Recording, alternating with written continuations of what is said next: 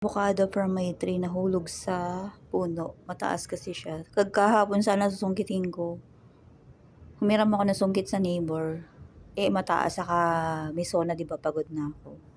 So, di ko siya sinungkit. Ngayong umaga nalaglag.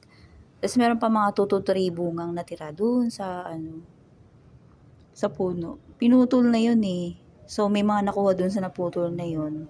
Kasi nga pineste. Pero hindi na to lumalaki guys. Ganito lang kalaki yan. Ako nagtanim niya nung lockdown 2020 nung umuwi ako dito from condo. Nagrental ako ng condo unit sa EDSA. Umuwi ako dito tapos in-elevate yung daan.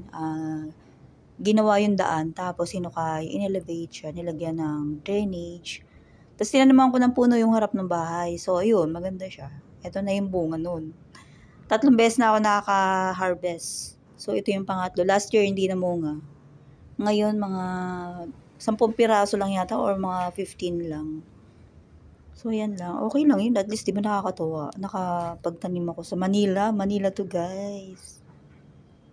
So, hindi kami dito binabaha. Maganda yung lupa. Pinakita ko lang kasi natutuwa ako. Hindi mo nabibilin kasi sobrang mahal. 320 per kilo. Kahapon, bumili din ako. Pero, hindi ganito. Yung pahaba, hindi maganda. Pero matamis. Yun, itatanim ko ulit yun soon. Pero iba yung buto nun, maliit lang. So, that's for now. Thank you for watching, guys. See you on my next live. Please like and subscribe to my YouTube, Jocelyn Mangilit.